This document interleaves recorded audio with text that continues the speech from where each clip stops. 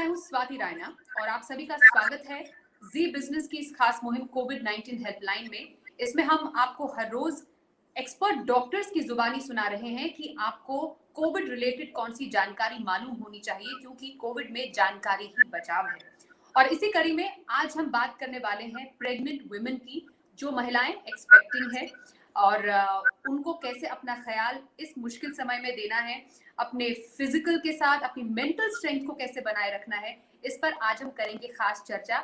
हमारे साथ बेहद ही खास मेहमान है डॉक्टर शीतल कौशिक। आप देख पा रहे हैं, ये सीनियर गायनेकोलॉजिस्ट है पारस हेल्थ केयर हॉस्पिटल से, और ये हमें बताएंगी कि इस टाइम पे खास तौर पर जो प्रेग्नेंट लेडीज हैं उन्हें अपना खास ख्याल रखने की कैसे जरूरत है।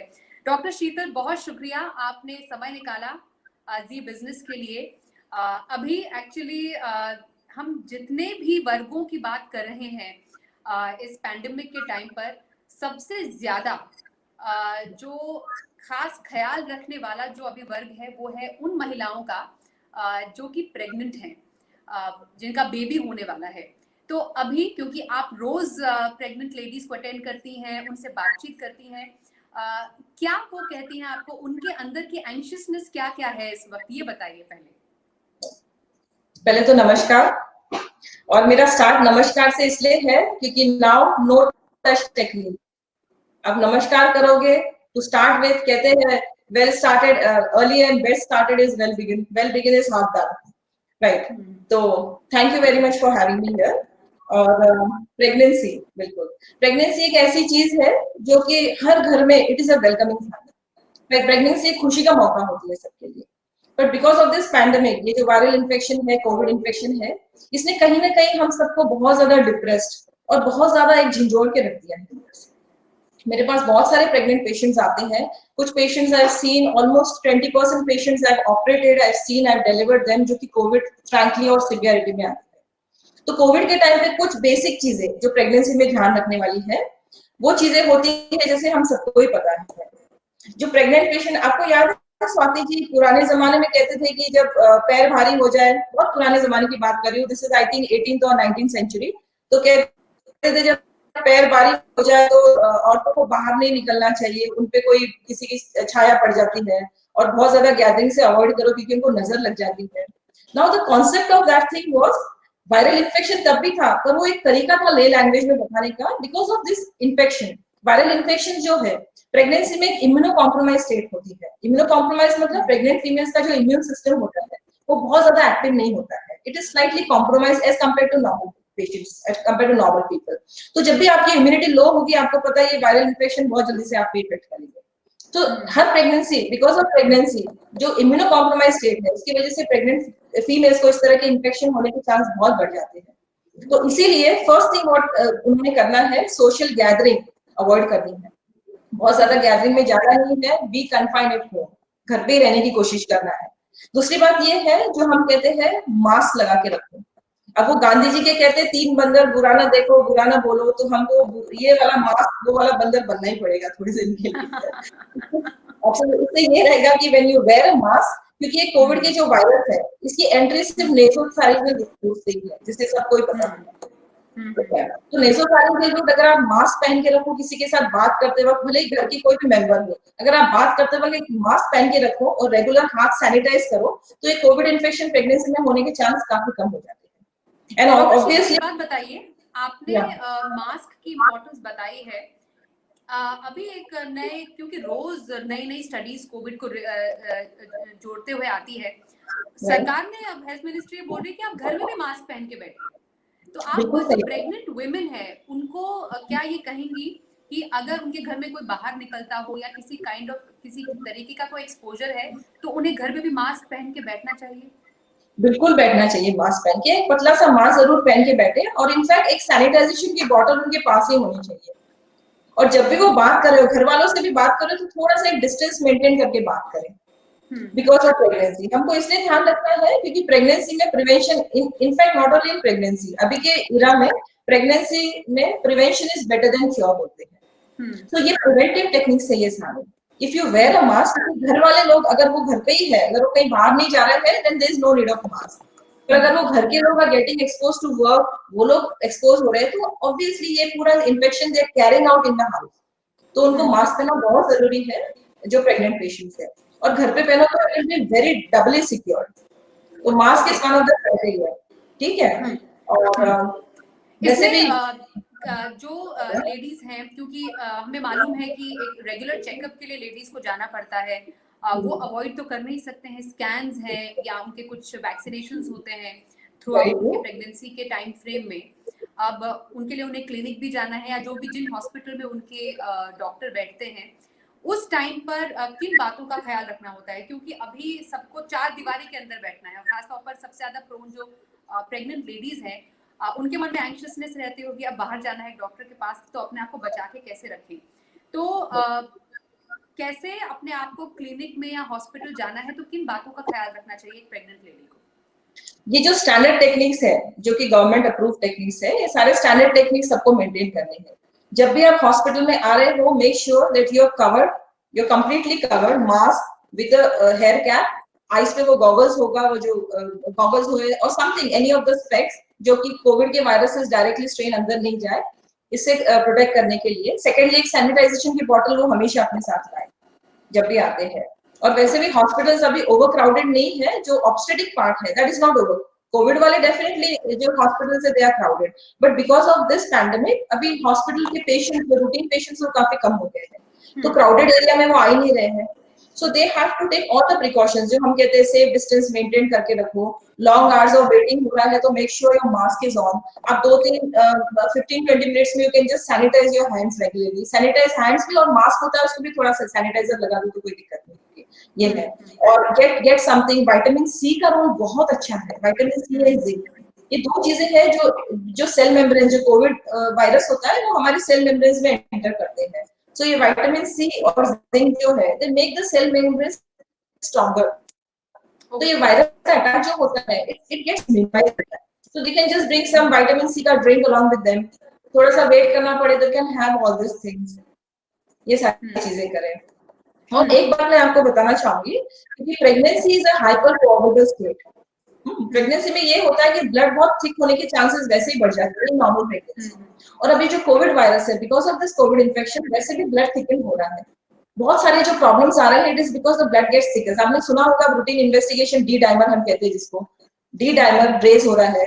कोविड के यही फीचर होता है कि डी डाइमर रेज हो रहा है। तो even in pregnancy D dimer is slightly on higher side, normally भी प्रेगनेंसी में हाई साइड पे होता है। तो इसी के लिए इनको तो जब ब्लड क्लॉट हो जाता है, और अगर किसी की मूवमेंट कम हो जाती है प्रेगनेंसी में, तो वो ब्लड जो है हमारे फेफड़ों में चला जाता है, क्लॉट जो है, और उसकी वजह से पल्मोनरी एम्बोलिज्म, ब्रीदिंग डिफिकल्टी, ये सारे हाई रिस्क होते हैं, it can go in a very bad shape, बहुत लीथल होता है। इसलिए लेग मूवमेंट्स पेशेंट्स को करनी चाहिए। Movement is very necessary for a pregnant lady.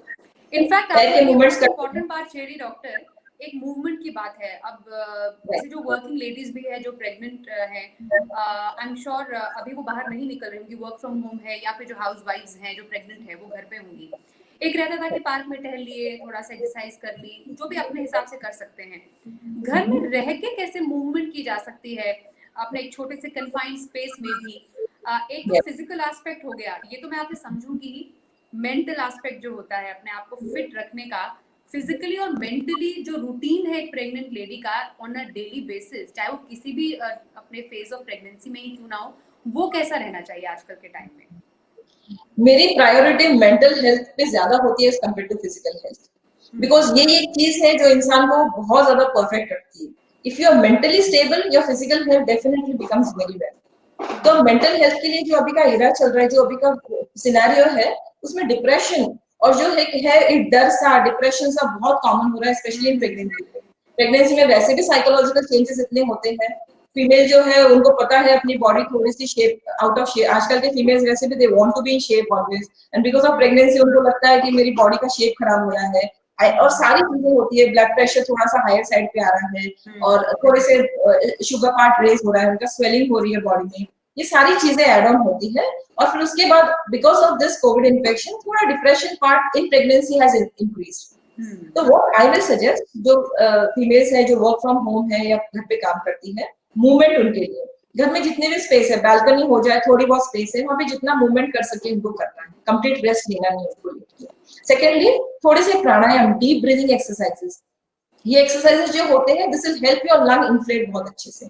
ये लंग्स की जितनी कैपेसिटी, क्योंकि कोविड इन्फेक्शन मेनली आपने सुना होगा कि ये सैचुरेशन फॉल करा रहा है, लंग कैपेसिटी जो है वो डिक्रीज करा रहा है, तो लंग एक्सरसाइज को हम प्राणायाम कहते हैं, that is very good in pregnancy.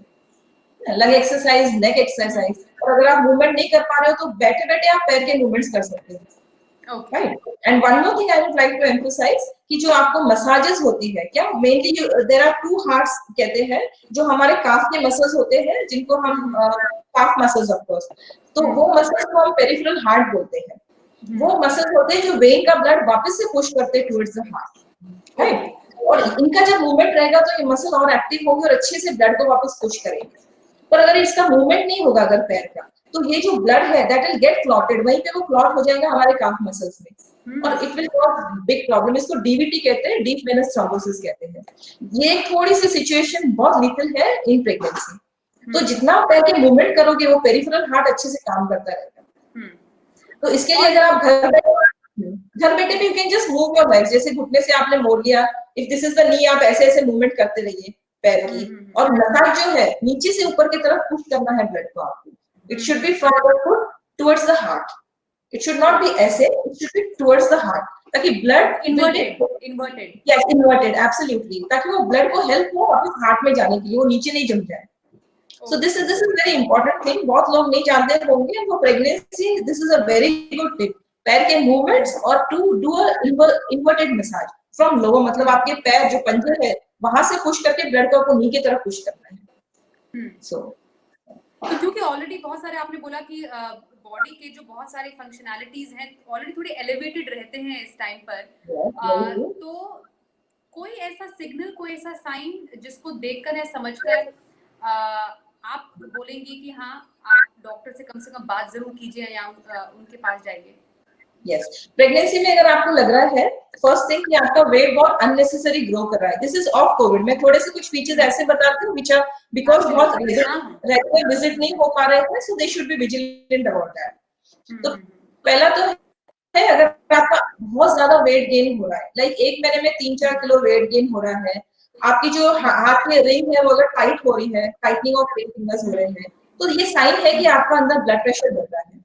और ब्लड प्रेशर जैसे बढ़ेगा तो ब्लड सप्लाई टू बेबी कम होता रहेगा, जिसकी वजह से या तो बेबी कम ग्रोथ का बनेगा, या हो सकता है कई बार we lose the baby also because of that. तो अगर आपका बहुत ज्यादा वेट बढ़ रहा है, total pregnancy weight gain should be 12 kgs, पर अगर ये उससे बढ़ता है ज्यादा, ये एक महीने में 4-5 किलो बढ़ रहा है, आपके ड्रेसेस बहुत टाइट हो रहे हैं, स्पेशली हाथ पैर पे स्वेलिंग हो रही है, so that is a alarming sign. दूसरी अलार्मिंग साइन होती है प्रेगनेंसी में बेबी के मूवमेंट्स आफ्टर 5th मंथ। अगर आपको मूवमेंट्स में कोई प्रॉब्लम लग रही है, मूवमेंट्स एक्चुअली 3-4 घंटे में एक बार फील हो जाने चाहिए। If you don't feel the movements, you are supposed to go to the doctor. Now we talk about the covid part. Covid में क्या है अलार्मिंग सिम्टम्स? अगर कोई भी फीमेल को प्रेगनेंसी में हाई ग्रेड फीवर आ रहा है, अगर बुखार आ रहा है, या थोड़ा सा ब्रीदिंग प्रॉब्लम या खांसी हो रही है, डेफिनेटली कोविड की जांच उनकी आरटी-पीसीआर हो जाना चाहिए। And early treatment is a very good option for all patients, not only pregnant, in fact सारों के लिए। आजकल स्वाति जी मैंने एक चीज बहुत कॉमन देखी है कि I had a patient कुछ 15-20 days back, she was 9 months pregnant, और वो मेरे पास आई विद ब्रीदिंग डिफिकल्टी। वो जब बैठी थी तो उससे बात नहीं कर पा रही थी, उसका सैचुरेशन लेवल था 90 के आसपास। जब मैंने उनको बोला है कि कोविड की टेस्ट कराई, तो दे वर रिलक्टेंट, लोग एक्सेप्ट नहीं करते हैं कि दे हैव कोविड। तो दे सेड कि नहीं, इसको तो पहले से ही ऐसे एलर्जिक एस्थमास रहते थे and it is very common with him. So acceptance was very late. So उसका treatment acceptance is not there. Why don't you accept? ये कोई ऐसी कोई बहुत ज्यादा बड़ी बीमारी नहीं है कि आप एक्सेप्ट करो तो you will be of the ऑस्ट्रेटाइज। तभी हम कहते हैं डॉक्टर शीतल कि इसमें जानकारी ही बचाव है, प्रिवेंशन आप पहले से करें। अब क्योंकि प्रेग्नेंट लेडीज के लिए तो वैक्सीनेशन भी नहीं है, वैक्सीनेशन के लिए वो एलिजिबल नहीं है, तो आखिर में आपसे समझना चाहूंगी मैं कि खाने पीने का रूटीन या ये सब जो है, हमने मेंटल फिजिकल स्ट्रेंथ की तो बात की, जो ईटिंग हैबिट्स है उसमें क्या क्या इंक्लूड करें pregnant ladies? This is the most important part. अगर ये वाले ईटिंग हैबिट्स कोई प्रेग्नेंट फीमेल्स इनकलकेट कर ले तो उनकी प्रेगनेंसी बहुत स्मूथ जाएगी। First thing is we should work on the protein diet.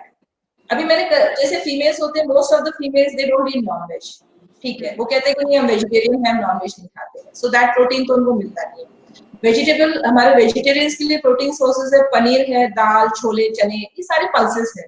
पर कुछ लेडीज को प्रेगनेंसी में वो कहते हैं मैं खाऊंगी, मुझे एसिडिटी होती है, मुझे गैस्ट्राइटिस होता है, right? And finally ultimately they and up eating lots of carbohydrates. या तो वो बहुत ज्यादा मीठा खाएंगे, गुड़ खाएंगे, शक्कर, चॉकलेट्स, बिस्किट्स, पिज्जा, बर्गर्स, ये जो होते हैं ये आपकी इम्यूनिटी को तो लो करता ही है।